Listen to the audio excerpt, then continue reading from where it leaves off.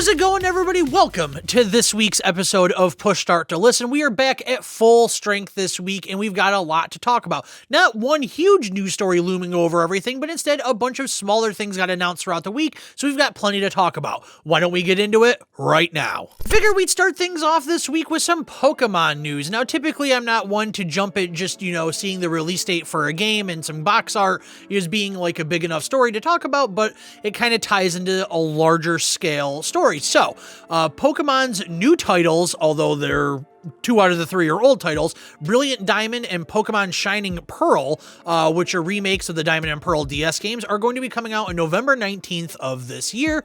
And then the Pokemon Legends Arceus, I think that was what we were going with the pronunciation, is coming out next year in January on the 28th. The reason why I wanted to talk about this is because it shows that Nintendo will have kind of a couple of big titles, despite being mostly the same game, for the holiday season this year. With COVID happening last year and so many studios being paused on development and being pushed back in development, you kind of didn't know what everybody was going to have in terms of a big holiday game. This shows that Nintendo's got something this year, and that's awesome for Nintendo fans. Diamond and Pearl are not games that I played out of the Pokemon franchise, but honestly, I'm kind of curious about playing them. I don't keep current with Pokemon in terms of playing the games as they come out.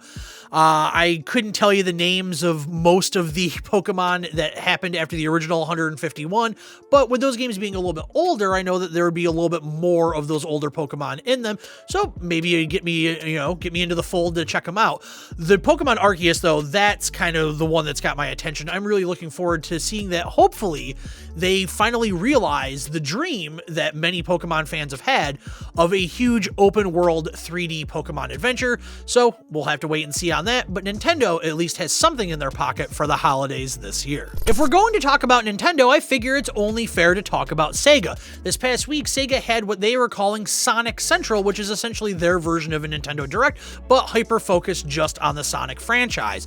Sonic is celebrating its 30th anniversary this year, and they are announcing a new game. It doesn't have a title or anything like that. It's coming out next year, but it looks like they're kind of getting the hype train rolling pretty early on that. Outside of that, they did announce some kind of re-releases. I don't know if they're going to necessarily say that they're remastered, but re-releases to get some of the older Sonic games onto newer systems. Sonic Colors Ultimate is a remaster of Sonic Colors. It's coming to the PS4, Xbox One, Switch, and PC in September. And then we're also getting Sonic, Sonic 2, Sonic 3, Sonic & Knuckles, and Sonic CD as the Sonic Origins collection. And I would say don't bank on those being any type of remaster, just kind of a handy way to play those original 5 Sonic titles. It's tough. I would love to say that I love Sonic. I am a Sega fan. I didn't grow up with either Sega or Nintendo, so I don't really have, a dog in that fight, and honestly, at this point, it doesn't really matter. Sonic, though, is a game that I love the look of it. I love the sound of it. I love everything about it, just the aesthetic that they created. It was so bright and colorful and fast, but actually playing the game, it never, ever clicked with me.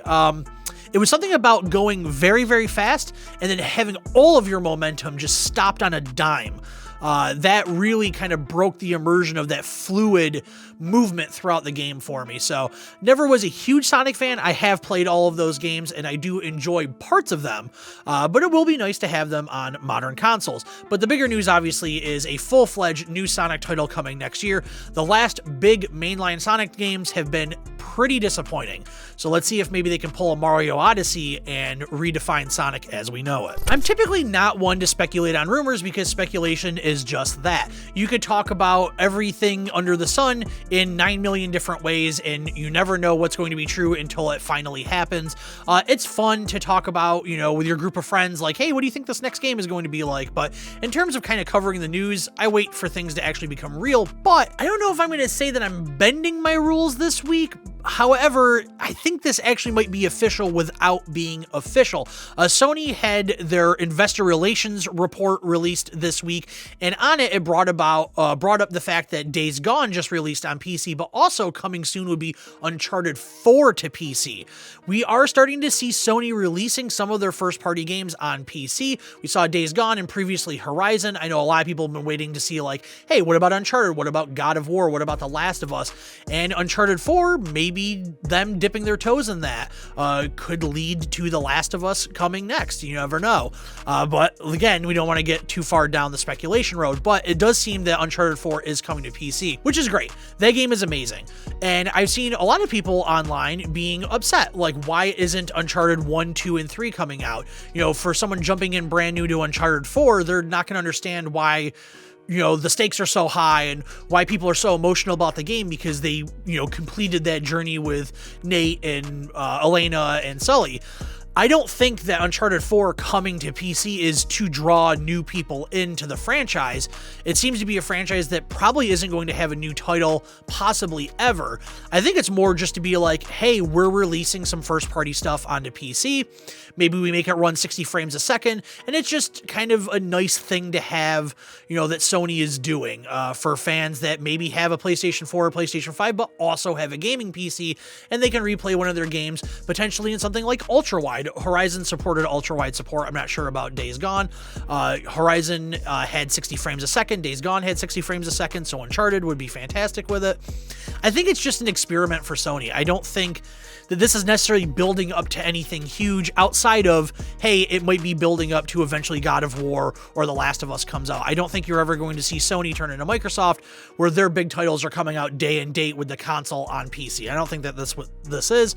I think it's just Sony testing the waters, trying something different, and hey, it's nothing but a positive for PC gamers that maybe didn't play these games. Now, Uncharted 4 is a terrible starting point for Uncharted, but maybe somebody tries it out for a little bit and they go, oh, okay, I get it. You know, I get why people like this so much. I think the games that are a singular entry, like Horizon, whose sequel is yet to come out, and Days Gone, which is a singular entry, those are more to get people maybe into the Sony camp of, hey, maybe we turn this PC gamer into somebody that buys a PlayStation 5 down the road.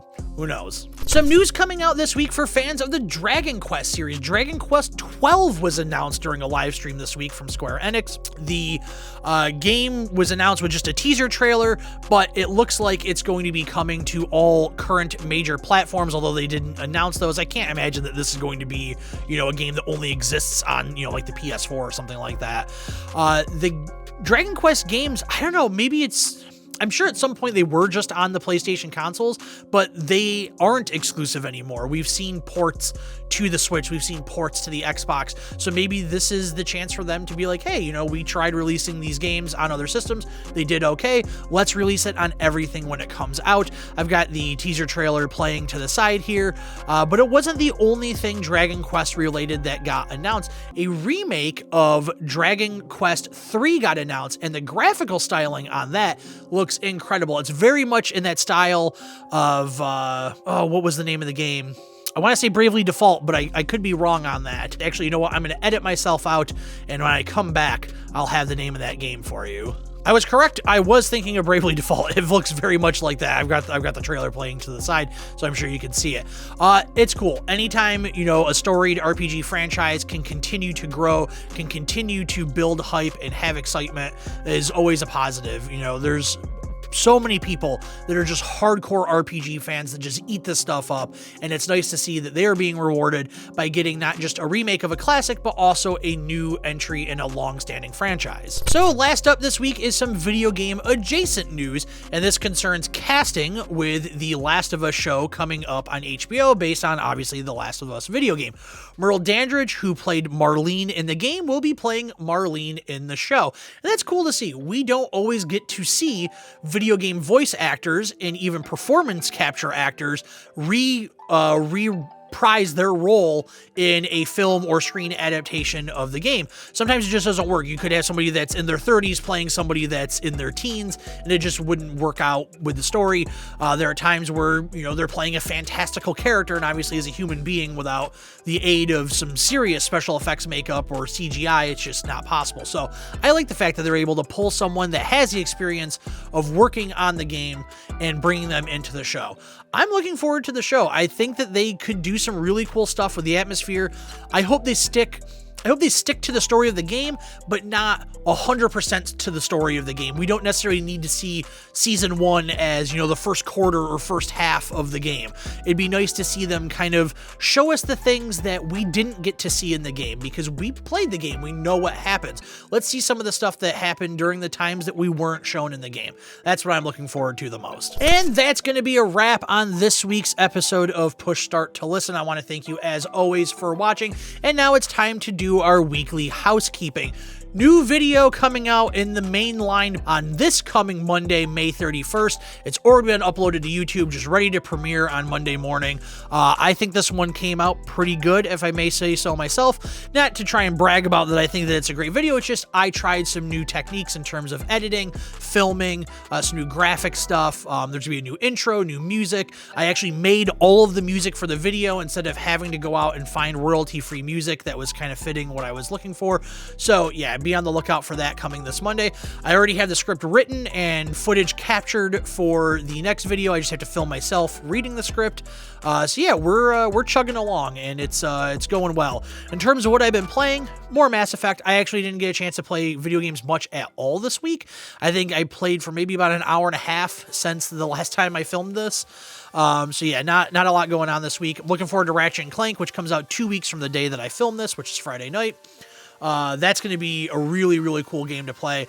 And I think after seeing the footage of the Horizon Zero Dawn stuff this week, I think I'm going to try and give Horizon, I'm sorry, not Horizon Zero Dawn, Horizon, I can't remember the name of the sequel, but after seeing the footage of the sequel this week, I'm going to give the first game a second try. I tried it, I want to say 2 years ago, year and a half, something like that. It was after the game had come out by a decent amount, and just couldn't get into it. I think I maybe got 3-4 hours in, something like that. It just didn't click with me, so I'm going to give it another shot. I have it downloaded, ready to go for this weekend, because it's a 3-day weekend here for us, and I got nothing else to do except for hang back, relax, and play some games, and I hope you do the same.